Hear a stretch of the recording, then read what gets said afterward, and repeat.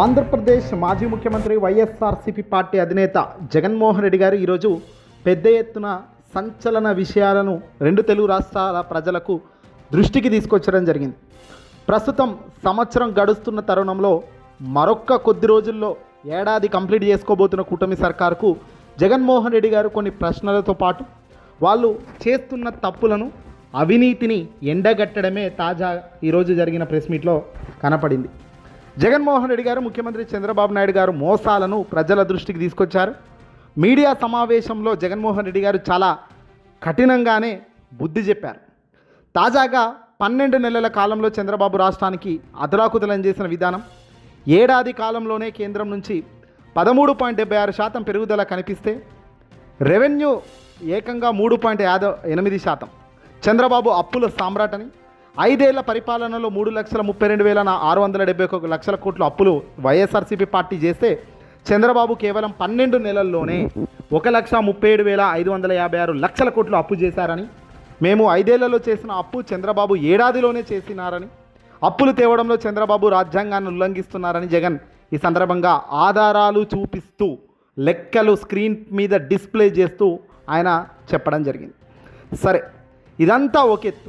ఇక తాజాగా మీడియాలో గత కొద్ది రోజులుగా వినిపిస్తున్న మాట, కనిపిస్తున్న అంశం, వైఎస్ జగన్ గారిని అరెస్టు చేయబోతున్నారు. జగన్మోహన్ రెడ్డి గారిని అరెస్ట్ చేస్తారు, జైలుకు తరలిస్తారు. చాలా పెద్ద ఎత్తున ఇదంతా తెర వెనకాల జరుగుతుంది. దీని వెనకాల నారా చంద్రబాబు నాయుడు గారే దీని వ్యూహరచన చేస్తున్నారు. జగన్ను ఎలాగైనా సరే లోపట్ట వెయ్యాలి అన్న కక్షపూరితమైన రాజకీయాల చర్యలో భాగంగానే ఇదంతా జరుగుతుందంటూ కూటమి లీక్స్ ఇస్తుంటే మీడియా కూడా అటెన్షన్ పొందుతూ ఆ లీక్లను మరింత ఉత్తేజంతో వీళ్ళు అడుగులు వేస్తున్నారు. నిజంగా జగన్ గారిని అరెస్ట్ చేసే సత్తా, నైపుణ్యం, ఆ సాహసం కేంద్రంలో ఉన్న కూటమి సర్కార్ చేయగలుగుతుందా? ఇప్పుడు అందరి నోట వినబడుతున్న ప్రశ్న. చంద్రబాబుకు కోపం ఉండొచ్చు జగన్ మీద, చంద్రబాబుకు కోపం ఉండొచ్చు వైఎస్ఆర్సీపీ పార్టీ మీద, చంద్రబాబుకు కోపం ఉండొచ్చు వ్యక్తిగతంగా వైఎస్ఆర్సీపీ పార్టీ, రాజశేఖర రెడ్డి గారి కుమారుడు జగన్మోహన్ రెడ్డి గారు ఈ స్థాయిలో ఎదిగి తనకు అపోజిషన్లో, తనకు బలమైన అపోజిషన్లో నిలబడ్డం బహుశా జీర్ణించుకోలేని స్థాయిలో చంద్రబాబు నాయుడు గారు ఉండొచ్చునేమో. కానీ కేంద్రంలో ఉన్న ఎన్డీఏ సర్కార్, దేశ ప్రధాని నరేంద్ర మోదీ గారైతేనేమి, కేంద్ర హోంశాఖ మంత్రి అమిత్ షా గారైతేనేమి, కేంద్రంలో ఉన్న చాలామంది పెద్దలు చాలా సన్నిహితంగా జగన్మోహన్ రెడ్డి గారితో, అలాగే వైఎస్ఆర్సీపీ పార్టీతో ఉన్న సంగతి తెలిసిందే. ఇటీవల దేశ ప్రధాని నరేంద్ర మోదీ గారు అమరావతి పునఃప్రారంభం పనులను శంకుస్థాపన చేస్తూ ఆగిపోయిన పనులను ప్రారంభించే కార్యక్రమంలో పాల్గొన్న దేశ ప్రధాని నరేంద్ర మోదీ గారు కనీసం వైఎస్ఆర్సీపీ పార్టీని కానీ జగన్మోహన్ రెడ్డి గారిని ఒక్క మాట అంటే ఒక్క మాట అనలేదు. ఎందుకంటే జగన్మోహన్ రెడ్డి గారు 5 ఏళ్ళు తాను సంపద సృష్టించారు, తాను అడుగులు వేసిన ప్రతిదీ సక్సెస్ అయ్యారు, ఇంప్లిమెంట్ చేస్తాను అని ప్రజలకు ఇచ్చిన ప్రతి హామీని తాను నెరవేర్చగలిగారు, ప్రజల మన్నెళ్ళు తాను పొందగలిగారు. ప్రజల మనసులో మాత్రం చిరుస్థాయిగా గొప్ప లీడర్ అనే ఒక బిరుదు, అనే ఒక పేరు సాధించుకోవడంలో జగన్మోహన్ రెడ్డి గారు పాస్ అయ్యారు. ఇక్కడ జగన్ గారి అరెస్టు లిక్కర్ కేసు అంటున్నారు, లిక్కర్ స్కామ్ జరిగిందంటున్నారు, భారీ ఎత్తున అవినీతి జరిగిందంటున్నారు. ఎక్కడ ఆధారాలు లేవు, ఎక్కడ ఏం చేశారు అనేది చెప్పే ప్రయత్నం కూటమి నేతలు చేయడం లేదు. పోనీ ఇంకేమైనా వేరే ఏమైనా ఆధారాలు ఉన్నాయా దీనికంటే, దానికి సంబంధించిన డాటా కూడా చెప్పే ప్రయత్నంలో కూటమి పెద్దలు లేరు. ఇలాంటి తరుణంలో వైఎస్ఆర్సీపీ ప్రస్తుతం చాలా గొప్ప స్థాయిలో కంబ్యాక్ అవుతున్న తరుణంలో, కేవలం ఏడాది పాలన పూర్తయిన ఈ తరుణంలో వైఎస్ఆర్సీపీ పార్టీ జగన్మోహన్ రెడ్డి గారిని అరెస్ట్ చేయాలి, ఏదో కేసులో ఇరికించాలి అనుకుంటే మాత్రం బూమ్రాంగ్ అవుతుంది. ఇది మొదటికే మోసం వస్తుందని స్వయంగా కేంద్రంలో ఉన్న పెద్దలు కూడా గట్టిగా వారిస్తున్నట్టు తెలుస్తుంది. స్వయంగా దేశ ప్రధాని నరేంద్ర మోదీ గారు ఇటీవల చంద్రబాబు ఢిల్లీ పర్యటనలో భాగంగా అలాంటి చర్యలు చేయకూడదు అని కూడా క్లియర్ కట్గా అన్నట్టు తెలుస్తుంది. జగన్ను అరెస్టు చేసి తనను ఏదో ఇబ్బంది పెట్టే కార్యక్రమం చేస్తే అది పూర్తిగా మనకు మరో అడుగు పాతాళంలోకి తొక్కడమే అవుతుందని కూడా ఇక్కడ ఆయన చెప్పారట. జగన్ ఓడిపోయారు, కానీ ఓటమి తనకును తాకలేదు. 40% ఓటు బ్యాంక్ కలిగిన ఏకైక రాజకీయ నాయకుడు ఆయన. ముగ్గురు కలిస్తే ఒక లెక్క, సింగిల్గా నిలబడితే మరో లెక్క.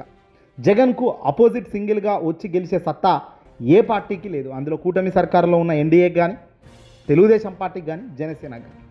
కేవలం అపోజిషన్లో తాను ఏదైనా చేసుకోండి, మనం మాత్రం ప్రజలకు మంచి చేస్తున్నామనే ఎలివేషన్ ఇస్తూ పోవాలి తప్ప, తనని ఇబ్బంది పెట్టాలనో, రాజకీయంగా దెబ్బ కొట్టాలనో, చెడు కార్యక్రమాలకు స్వీకారం చుడితే అది మనకు పాపాలకే విముక్తి కలుగుతుంది, చివరకు మనల్ని తీసుకెళ్లి ప్రజల ముందు క్షమాపణలు చెప్పే స్థాయికి మనల్ని నిలబెడుతుందని కూడా కేంద్ర పెద్దలు వారిస్తున్నారు.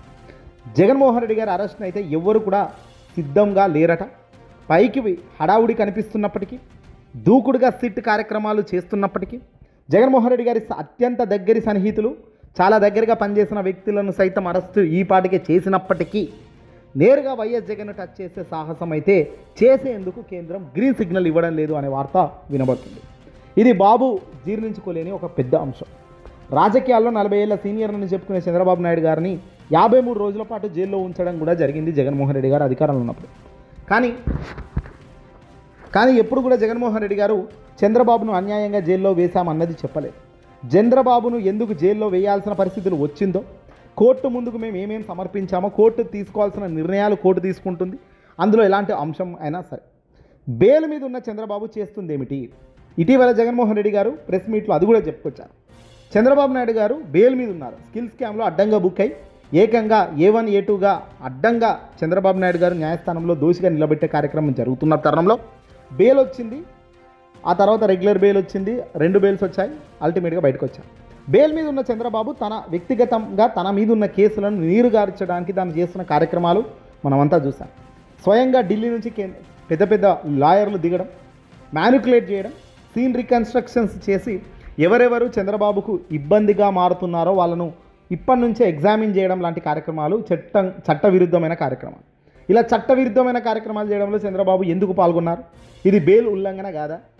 ఢిల్లీ లాయర్లు ఇక్కడికి వచ్చి కౌన్సిలింగ్లు ఇచ్చి బెదిరించి వాంగ్మూలాలనే తారుమారు చేసే కార్యక్రమం చేస్తున్నది కరెక్టే కదా? అదా మరి ఇవన్నీ కూడా కేంద్రం దృష్టికి తీసుకెళ్ళినా, సుప్రీంకోర్టు దృష్టికి వెళ్ళినా మళ్ళీ బెయిల్ హఠాత్తుగా రద్దవుతుంది, ఇమీడియట్గా చంద్రబాబు జైలుకి వెళ్ళే పరిస్థితి వస్తుంది. మరి ఇవి కూడా చేయొచ్చు కదా, ఇవి కూడా చేయాలి కదా అని జగన్ అంటున్నారు.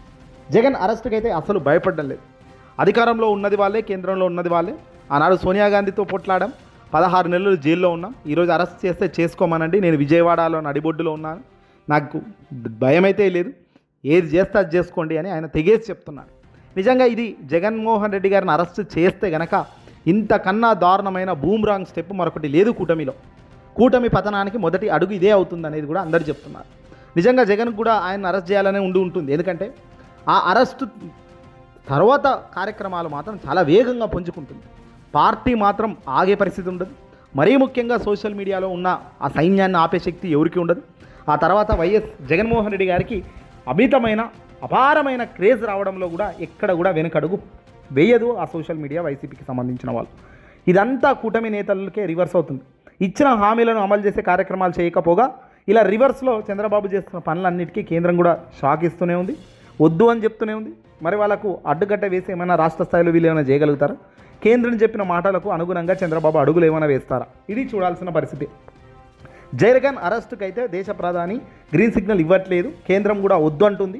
మరి ఇలాంటి కార్యక్రమాలు కనుక చంద్రబాబు చేస్తే రాబోయే రోజుల్లో చంద్రబాబు కూడా ఇదే కార్యక్రమాల్లో ఇరుక్కోక తప్పని పరిస్థితి కూడా వస్తుంది అనేది జగన్ చాలా క్లియర్గా చెప్తున్నారు. ఏదేమైనప్పటికీ కూడా రాజకీయాల్లో ప్రజలను ఉద్దేశించి ప్రజలకు మంచి చేసేదానికి పదవులా, ఇలా మీరు కొట్టుకోవడానికి ఆ పదవులు అనేది కూడా ఒక ప్రజల్లో ఒక ప్రశ్నగా మారిపోతున్న తరుణం కనబడుతుంది ఏపీ వ్యాప్తంగా.